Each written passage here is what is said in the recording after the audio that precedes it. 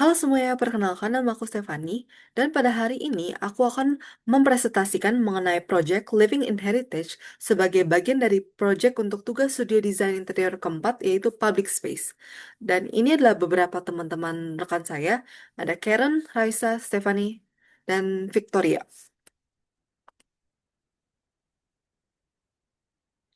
Nah, sebelumnya, eh, apa sih itu Living Museum? Dan apa sih itu Living in Heritage? Jadi Living Museum itu merupakan proyek perancangan museum yang menghadirkan pengalaman living experience kehidupan masa lalu melalui pengalaman ruang dan fasilitas yang mewadahi kegiatan pembelajaran. Dan sedangkan Living in Heritage itu merupakan area display dan inti pada bagian dari Living Museum Istana Bala Kuning yang memaknai untuk sebagai warisan budaya dan ruang hidup yang pernah dan dapat terus berfungsi dalam konteks sosial masyarakatnya. Jadi kalau misalnya Living Museum dan Living in Heritage itu kita satukan, dari kedua tersebut kita bisa dapetin bahwa mereka itu ingin mendapatkan suatu goals, yaitu sebuah living experience atau ruang yang hidup. Nah, Living in Heritage sendiri ada beberapa goals-nya, dan ini adalah design goals dari Living in Heritage. Yang pertama yaitu untuk mengaktifkan warisan sebagai sistem kehidupan. Yang kedua, untuk merasakan kehidupan penghuni dan keseharian istana. Ketiga, untuk menyatukan nilai budaya dalam kebutuhan ruang. Keempat, untuk ruang museum sebagai edukasi dan rekreasi. Dan yang terakhir, untuk menjembatani masa lalu dan konteks sosial masa kini. Saya akan lanjut untuk membahas tentang teori desain naratif sebagai pendekatan desain yang dipakai untuk membuat project studio desain interior keempat ini atau Living in Heritage ini. Jadi untuk teori dari desain naratif sendiri, itu yang pertama ada 5. Ada bagian abstrak, setting, konflik, evaluation, dan koda. Nah, untuk di project kali ini, kita membuat sebuah storyline, di mana storyline ini berbasis kepada kehidupan Sultan Muhammad Kaharudin ketiga. Jadinya, kehidupan si Sultan Muhammad Kaharudin ketiga ini kita jadikan sebuah, kita buat storyline-nya berdasarkan dari si pendekatan desain naratif. Ada abstrak, setting, konflik, evaluation, dan juga koda. Nah, kalau misalnya pendekatan desain pamerannya gimana? Kita ada 4 pendekatan desain pameran. Yang pertama ada temporary, naratif, imersif, dan juga interaktif.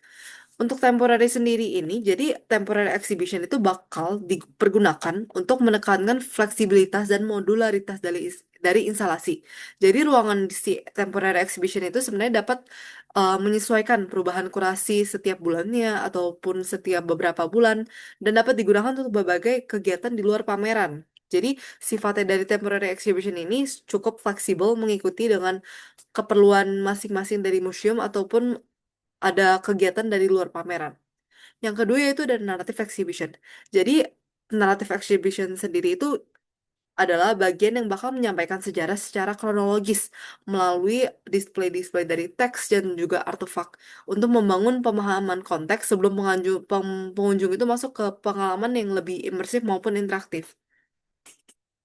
Yang ketiga ada museum immersive. Jadi immersive exhibition ini bakal memberi pengalaman kepada pengunjung itu pengalaman sejarah secara menyeluruh melalui proyeksi, suara, dan atmosfer ruang. Sehingga pengunjung itu tidak hanya melihat tetapi merasakan peristiwa yang pada saat itu terjadi. Jadi immersive itu lebih em, mengutamakan dalam penggunaan kayak teknologi. Jadi immersive itu udah mix with technology. Dan yang terakhir itu udah interaktif.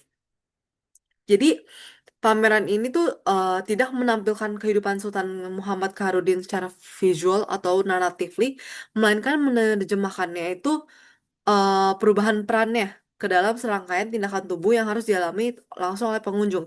Jadi pengunjung ini bakal saat masuk ke museum ini, mereka bakal bisa berinteraksi dengan beberapa objek-objek yang ada di museum itu sebagai bagian kayak mereka yang menjalani selayaknya mereka yang menjalani kehidupan Sultan Muhammad Kaharudin ketiga ini. Latar belakang. Nah, untuk latar belakangnya sendiri kita di latar belakangi oleh beberapa kebutuhan beberapa klien dan juga pengunjung. Nah, untuk kliennya sendiri itu berasal dari Yayasan Balada Turange yang ada di Sumbawa. Nah, kebutuhan kliennya itu pertama ada mengembangkan nilai budaya lokal Sumbawa, yang kedua untuk menghasilkan karya kreatif dan akademik berbasis budaya lokal, untuk melakukan riset, dokumentasi, dan publikasi sejarah serta pusaka budaya Sumbawa. Dan yang keempat untuk mengembangkan kapasitas pelaku budaya, membangun sarana pendukung seperti museum, galeri, ruang pertunjukan, dan ruang pemberdayaan ekonomi komunitas. Sedangkan untuk pengunjungnya sendiri, dia itu eh, lebih mengarah yang keingin seperti edukasi dan sejarah, rekreasi pasif, dan juga untuk sebagai wisata budaya. Selanjutnya, saya akan membahas mengenai rumusan masalah desain dan jawabannya melalui program, konsep dan juga implementasi desain. Yang pertama, ada rumusan masalah. Bagaimana merancang ruang living museum yang mampu menghidupkan warisan Istana Bala Kuning sebagai ruang aktif, sehingga sejarah itu tidak dipahami sebagai objek statis saja, tetapi sebagai bagian dari sistem kehidupan sosial yang berkelanjutan. Nah, untuk menjawab rumusan masalah ini, kita implementasinya itu eh, pokoknya awalnya itu dari programming. Jadi programming Museum Living in Heritage ini itu dirancang berbasis alur kehidupan. Kehidupannya siapa? Of course, kehidupannya Sultan Muhammad Kaharudin ketiga. Jadi ruang pamer itu kita udah bikin serangkai seperti eh step by step. Jadi ada naratif, interaktif, dan imersif yang bakal disusun secara berurutan dari entrance hingga exit. Jadi sehingga pengunjung itu mengalami cerita Istana Bala Kuning sebagai proses hidup melalui aktivitas, narasi, dan juga interaksi yang bakal mereka lakuin di dalam Museum Living in Heritage ini. Nah, untuk kompleks living museum ini dibagi menjadi dua lantai. Yang pertama ada area sosial dan juga ada area museumnya.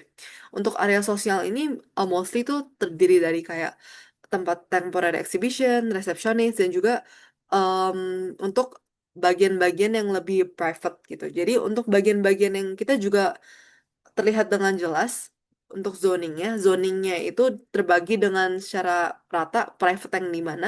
Jadi untuk bagian sini untuk private, sedangkan bagian yang sini itu lebih ke public. Jadi orang-orang luar sana public mereka bisa masuk ke temporary exhibition tanpa harus masuk ke area museumnya secara langsung gitu. Terus masuk lagi ke sini itu untuk daerah tiketing. Jadi bagi mereka yang sudah memiliki tiket, mereka bisa langsung menukarkan tiketnya di daerah sini dan bisa langsung masuk naik ke lantai 2 untuk mengexperience si museumnya tersebut. Jadi sirkulasi yang dilihat karena itu sudah cukup tertata jelas tanpa membuat bingung. Jadi di bagian museum pun itu pengunjung juga diajak untuk melewati setiap cerita dengan seksama. Jadi pengunjung itu nggak bakalan kemis setiap cerita yang ada di dalam museum ini. Jadi mereka harus melewati. Jadi kayak they are being forced to melewati setiap fase-fase atau periode dari cerita museum ini. Nah, ini juga ada beberapa perspektif dari implementasi desain yang sangat yang udah relevan dengan rumusan masalah ini. Jadi ini ada bagian di tahun 1942 atau masa birokrasi awal. Jadi di area ini itu mereka tuh bisa memberikan experience para pengunjung untuk melihat, mendengar, serta merasakan politik dan juga arsip sejarah Sumbawa melalui kayak ada semacam modular gini. Terus juga untuk di tahun 1920 itu menceritakan tentang pernikahan antara dua kerajaan. Jadi instalasinya sendiri itu berupa instalasi interaktif yang memberikan pengunjung itu experience seperti sedang menaiki kereta nikah Kesultanan Sumbawa. Jadi instalasi ini mereka tuh bisa naik sini, bisa coba dan saat mereka dan nanti itu di dalamnya di atas ini ada kayak semacam button, mereka bisa pencet buttonnya untuk kayak experience sedang menaiki kereta nikah.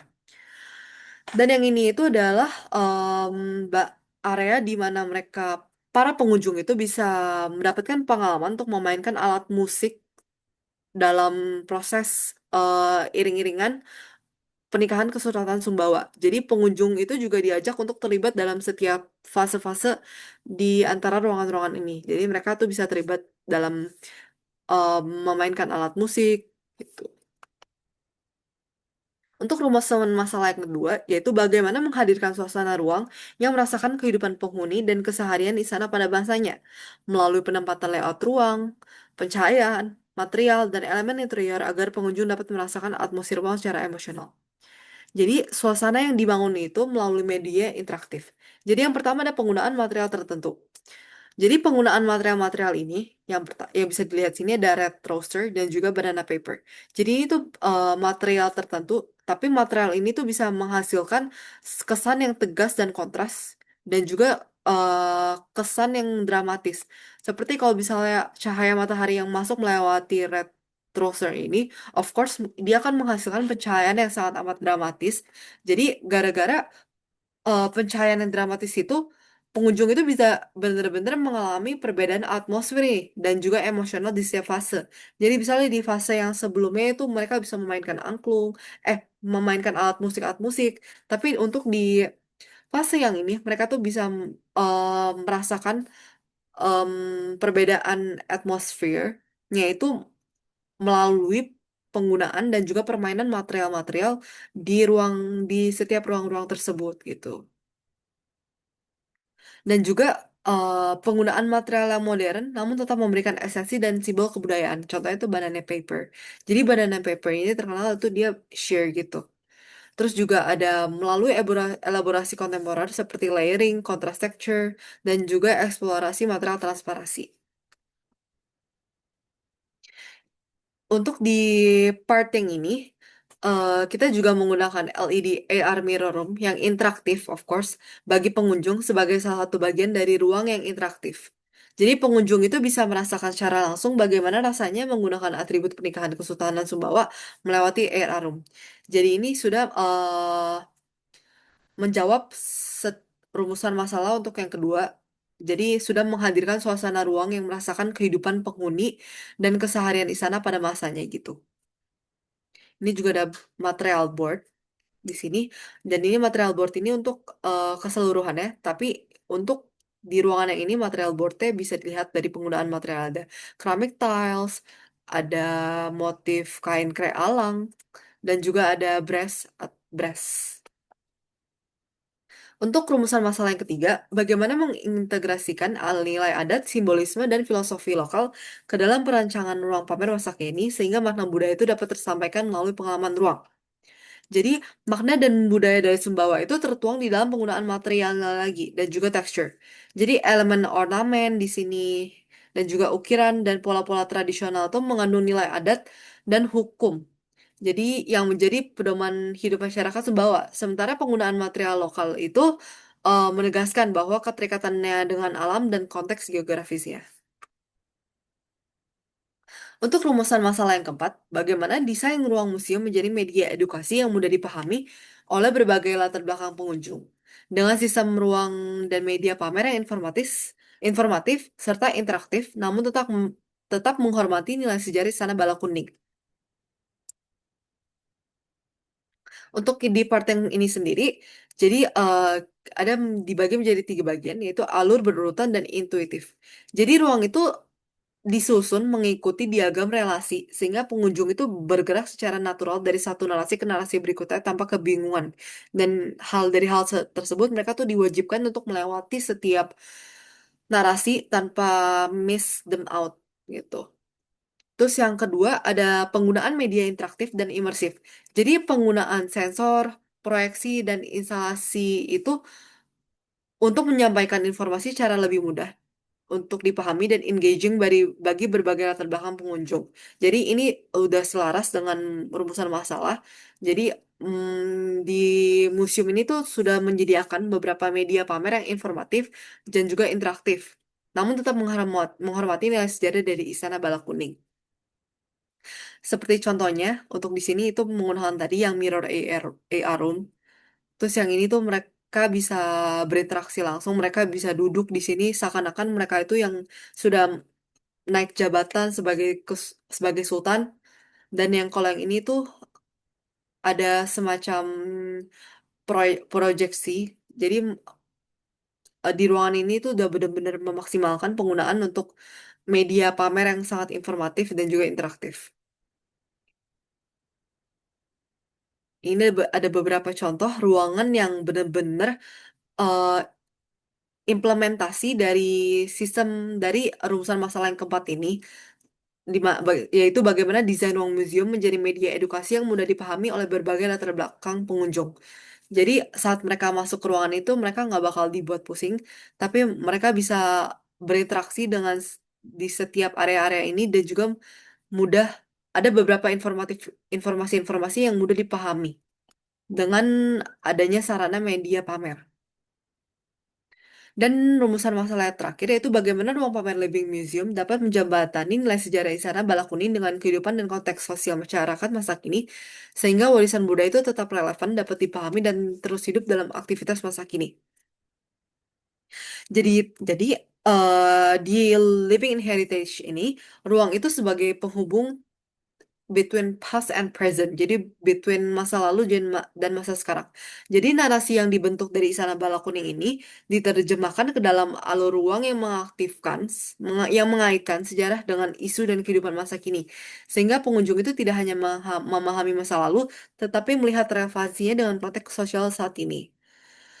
Terus untuk integrasi desain, teknologi, dan storytellingnya, jadi untuk di Living in Heritage ini tetap ada beberapa artefak dan juga nilai-nilai budaya yang dihadirkan melalui media interaktif, visual, imersif, dan pendekatan desain kontemporer sehingga informasi itu dapat lebih mudah dipahami, engaging, dan terasa dekat dengan kehidupan modern. Jadi dengan kehadiran-kehadiran benda-benda artefak ini, mereka bisa melihat secara langsung, oh ternyata ini tuh barang-barang zaman dahulu yang dipakai untuk prosesi pernikahan. Jadi mereka tuh merasa bisa lebih engaging kalau misalnya ada artefak. Jadi untuk rumusan masalah yang kelima ini sudah ke-solve juga dengan implementasi desain yang sesuai dan relevan dengan integrasi desain, teknologi, dan juga storytelling. Dan berikut adalah mood board keseluruhan untuk konsep desain dari Living in Heritage sendiri. Sekian dan terima kasih atas waktunya untuk mendengarkan presentasi saya.